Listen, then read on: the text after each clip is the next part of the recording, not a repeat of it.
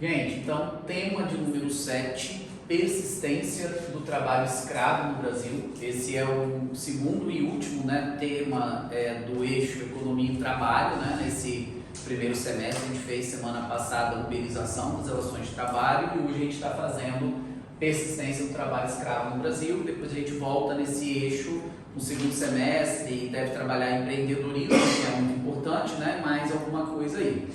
Sempre que algum professor faz lista de temas, possíveis temas para o Enem, esse tema ele sempre é lembrado. Por que esse tema é lembrado? Porque o Brasil, nos últimos anos, por vários fatores, tem tido casos muito emblemáticos de trabalho análogo à escravidão. Não sei se vocês vão lembrar aí, teve um caso no ano passado no Rio Grande do Sul, onde trabalhadores foram resgatados numa vinícola. O pessoal trabalhava na coleta de uva, era um local extremamente frio, o alojamento não tinha aquecedor. Quando foram resgatar o pessoal estava em situação com pneumonia, enfim. Então tem aumentado muito esse tipo de caso no Brasil nos últimos tempos, E obviamente que isso vai afetar os grupos economicamente mais vulneráveis, que são aqueles que o Enem mais tem dado voz nos últimos anos aí na prova. Primeira coisa que vocês precisam pensar em persistência do trabalho escravo no Brasil. Persistência traz a ideia de continuidade.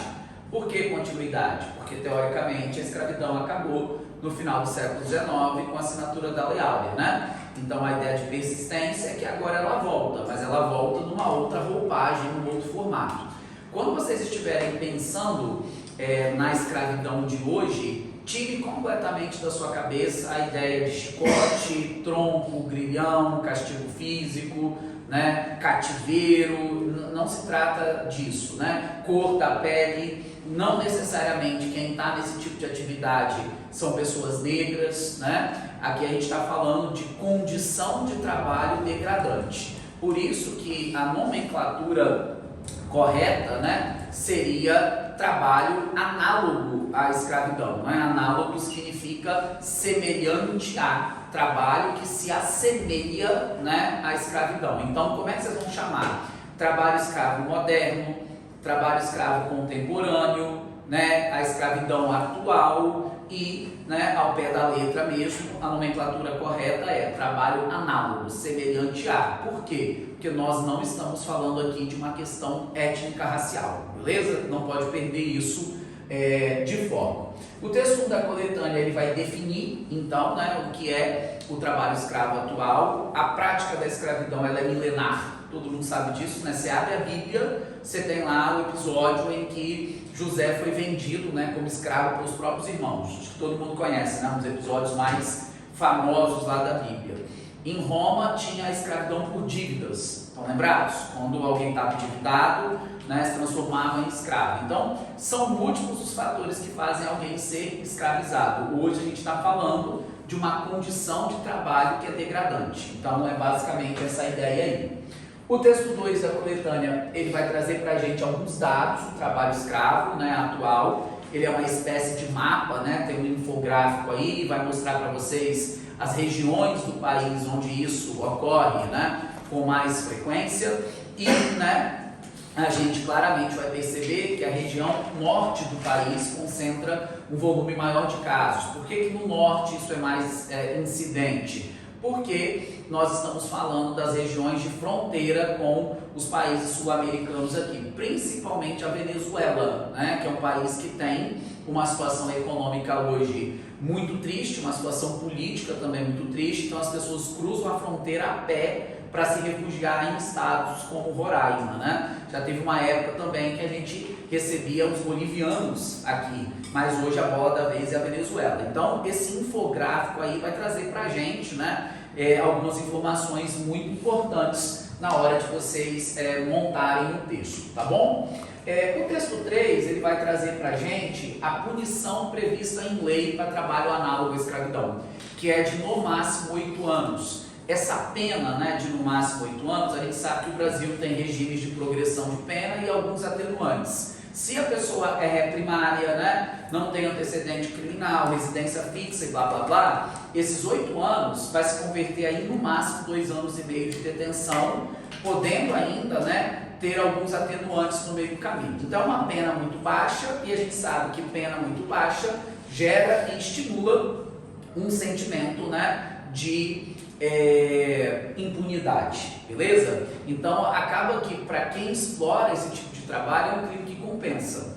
Um maquinário para poder fazer corte de cana automatizado, ele custa mais de R$1 milhão, beleza? Agora, quantos trabalhadores ganhando R$10 por dia para cortar cana de 5 horas da manhã, 7 horas da noite, o cara pode botar lá e, se for pego, vai ficar 2 anos preso. Então essa pena, né, baixa e pequena, de certa maneira, estimula a prática do trabalho escravo. E o quarto e último texto, por fim, fechando a coletânea, ele vai mencionar para a gente a chamada lista suja. O que é a lista suja? É uma lista com o nome das empresas, né, que tem algum tipo de registro, que respondem a algum tipo de processo por explorar esse tipo de atividade. A mais famosa de todos, né, todo mundo conhece, é a Zara, né? Há várias histórias envolvendo a Zara, inclusive bilhetes, né, que são encontrados dentro de roupa, escrito em chinês, escrito em vários idiomas. Aí quando vai traduzir, né, dizem que são pessoas pedindo socorro, enfim, várias histórias. Mas a Nestlé, né, que comprou chocolates Garoto aqui no Espírito Santo, já respondeu o processo por isso. A própria Apple, né, a Nike, a Adidas, teve esse caso dessa vinícola no Rio Grande do Sul. Então a Zara talvez seja o mais famoso, mas são muitas, né, as marcas. A ideia da lista suja é dar para a gente, consumidor, o direito de saber a origem do produto que você consome e, eventualmente, criar nas pessoas uma consciência para poder boicotar, né, aquelas marcas. Ou seja, não quero comprar a marca tal porque ela explora a mão de obra escrava, mas não me parece ser uma coisa que o brasileiro se importa muito, né,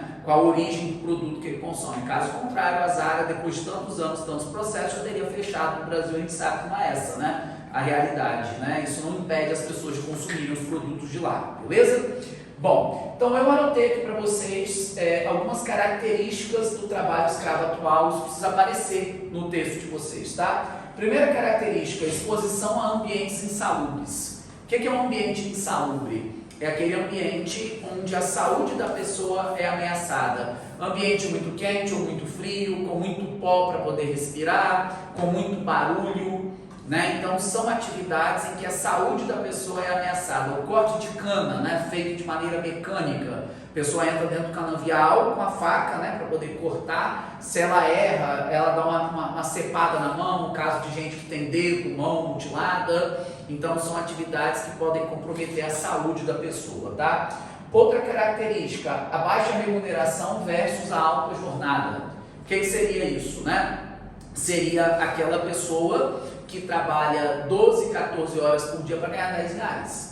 Como é que uma pessoa começa a cortar cana às 5 horas da manhã, vai parar às 7 horas da noite para ganhar R$10, um marmitex e um lugar para poder dormir? É totalmente incompatível, né? Por que existe o salário mínimo? O próprio nome está dizendo, né? É o salário mínimo, é o mínimo, né, que o indivíduo deveria receber. Então, qualquer tipo de remuneração abaixo disso está desrespeitando o que está previsto em lei, que é o que acontece com esse tipo de atividade. Depois eu coloquei aqui para vocês o confisco do documento do empregado. O que seria essa ideia? O patrão, ele vai e pede para o empregado entregar RG, CPF, carteira de trabalho, e a desculpa é, vamos providenciar o seu registro, o contrato de trabalho. Mentira, na verdade a ideia é segurar o documento do empregado para ter a certeza de que ele não vai embora, né? Um jeito de manter a pessoa ali naquele ambiente. Aquisição de dívida com o patrão, como é que funciona? O empregado tem que comprar a própria ferramenta de trabalho. O patrão chega e fala bem assim, para cortar a cana aqui na fazenda, você vai precisar de uma foice, de um facão, de um carrinho de mão, de um cantil para você beber água, de um chapéu para você se proteger do sol. Tudo isso aí vai custar R$2.000. Seu salário é de R$500 por mês, então os 4 primeiros meses você vai trabalhar para pagar suas ferramentas. Depois você começa a receber. É a aquisição de dívida, né? Então a pessoa está devendo para o patrão, isso torna mais difícil ela ir embora do local onde ela está trabalhando, né? Coloquei aqui para vocês algo muito óbvio, né? Esse tipo de atividade é desempenhado por pessoas economicamente vulneráveis, né? Isso não vai acontecer com nenhum de nós aqui, por uma razão simples, né? Nós somos aqui pelo menos classe média, então a gente não vai se submeter a esse tipo de atividade, mas indivíduos vulneráveis sim. Quem são esses indivíduos vulneráveis? É aquele cara, né, aquela pessoa que já está aí há meses ou até mesmo há anos desempregados, é o imigrante que cruza a fronteira para vir para cá. Já teve caso de venezuelano resgatado que o cara diz: eu prefiro ficar aqui no Brasil ganhando R$10 por dia, um marmitex e ter um lugar para dormir, do que voltar para a Venezuela, onde eu não tenho emprego, não tenho o que comer e ainda sofro perseguição política. Então, o indivíduo que explora, ele se vale da condição de vulnerabilidade do empregado. Isso precisa ficar claro na cabeça de vocês e no texto, tá? E anotei ali para vocês no final o seguinte, que esse tipo de atividade se divide em duas modalidades, a modalidade rural e a modalidade urbana. A modalidade rural envolve o agronegócio, né? Corte de cana, cultivo de café, cultivo de soja, gado. E na modalidade urbana, normalmente é construção civil ou as fábricas, as tecelagens, né? O ramo da confecção. Beleza? Então são esses tipos de atividades aí. Estou sugerindo para vocês como repertórios, né, da história, Revolução Industrial e criação da CLT. Por que a Revolução Industrial ela é tão interessante ali para vocês? Porque a Revolução Industrial, a primeira Revolução Industrial de todas, né, era idoso, mulher, criança, nenhum tipo de regulamentação, 12, 14, 16, 18, 20 horas de trabalho, né, e totalmente insalubre. Índice de acidente lá em cima, as pessoas caíam nos maquinários, se queimavam, se machucavam. E a criação da CLT, que também estava no tema presente, né, no tema da semana passada lá, sobre uberização. Getúlio cria a CLT na época do Estado Novo e o trabalho análogo à escravidão, assim como o trabalho uberizado da semana passada, viola os princípios básicos, né, da CLT. Vidas Secas de Graciliano Ramos, que encaixaria no tema da semana passada, mas nesse encaixa muito mais, né? Fabiano praticamente vivencia trabalho análogo à escravidão, né? Ele é um vaqueiro, sempre explorado pelos seus patrões, sempre que vai reivindicar direitos, né? É punido por isso, inclusive. Portanto, Fabiano é um exemplo perfeito de pessoa que torna-se vulnerável pelo contexto em que ele está e a sua mão de obra é explorada. Coloquei para vocês Fábrica, da Legião Urbana, né? Uma música do Legião Urbana que vai falar sobre o trabalho exploratório.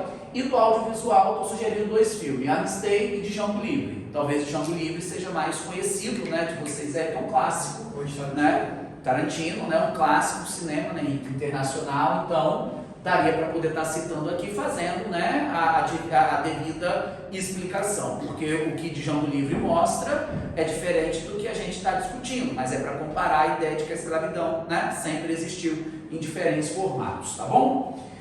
Vamos lá. Coloquei aqui para vocês do Estado, negligência estatal, eu coloquei a ineficiência do combate à prática do trabalho análogo à escravidão. Por que esse combate tem sido ineficaz? Porque as penas são muito baixas e o Brasil ainda não combateu a pobreza estrutural da maneira como deveria. Enquanto as penas forem tão pequenas e a gente viver um quadro de pobreza estrutural, haverá trabalho análogo à escravidão. Ou seja, né, o que é pobreza estrutural, gente? É desemprego em massa, é inflação alta, são as pessoas vivendo em insegurança alimentar, ou seja, sem, né, acesso à alimentação. Tudo isso vai impactar nas pessoas indo parar e aceitar esse tipo de trabalho exploratório, beleza?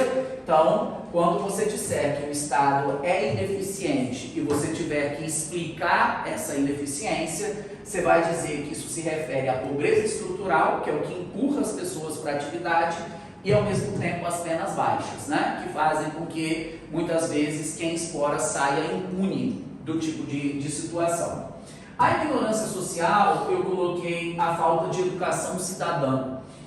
As pessoas que não têm educação cidadã, elas não conhecem direitos trabalhistas básicos. Para vocês terem ideia, há casos e mais casos de pessoas que, quando vão ser resgatadas, a polícia chega e fala bem assim: ó, nós viemos aqui para poder resgatar vocês, porque nós recebemos uma denúncia, vocês estão em situação análoga à escravidão. E aí a pessoa responde: análoga à escravidão? Como assim escravo? Tá doido? Eu não sou preto? Como é que você está falando de escravo?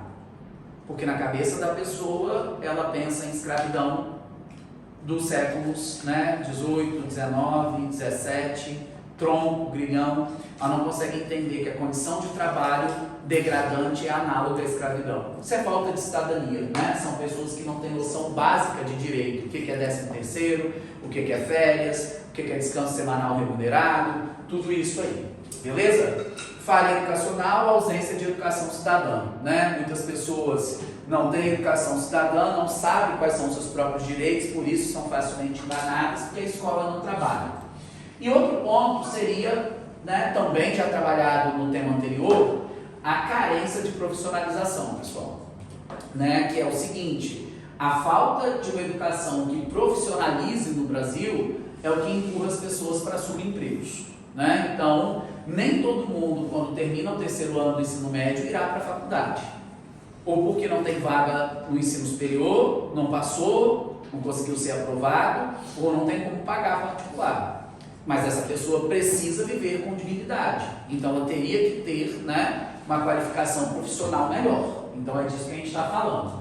A mídia, ela dá uma baixa visibilidade a esse tema, exceto quando acontecem casos muito bizarros, como foi o caso do Rio Grande do Sul, que o pessoal foi resgatado numa vinícola lá, quase morrendo, né? E também teve um caso recente de uma fazenda do cantor Leonardo, né, que é o pai aí do Zé Felipe, o sogrão da Virgínia, né?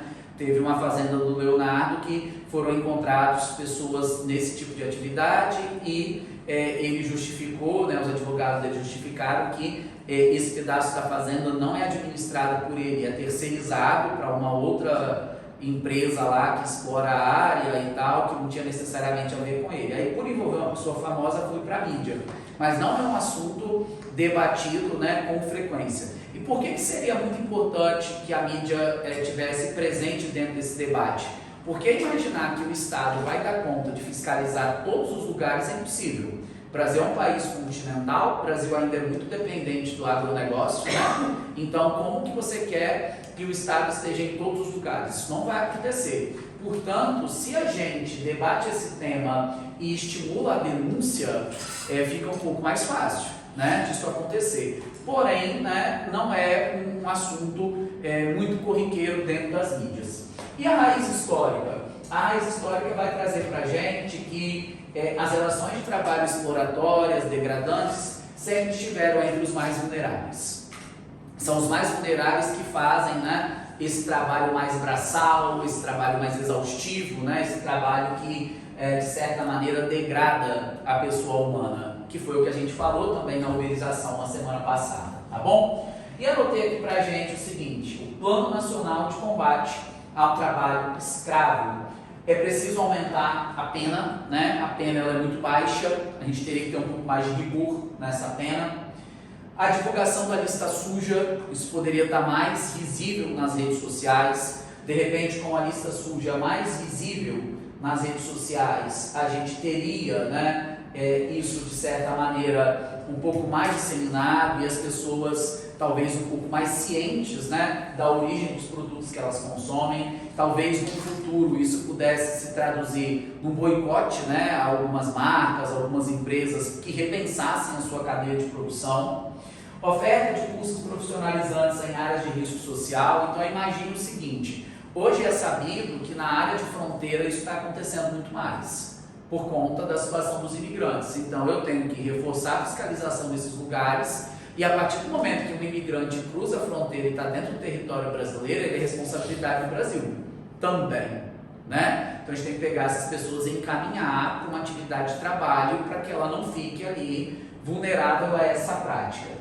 E também é preciso botar a educação cidadã dentro das escolas, para que a gente realmente, né, tenha pessoas um pouco mais conscientes de direitos básicos, de noções básicas. Só que, se você pegar esse último tópico aqui, você pode dizer que isso vai se dar através de uma parceria com o MEC, porque o Ministério do Trabalho ele não tem autonomia para entrar dentro da escola e dizer o que tem que ser feito lá, né? Isso teria que ser feito através ali do MEC, beleza? Então esse é um tema muito forte, é um tema muito cotado. Enquanto não aparecer, esse tema é aposta, beleza? Sobretudo porque ele envolve os grupos economicamente mais vulneráveis e é esse grupo que tem tido voz aí no Enem, tá certo? Então é isso.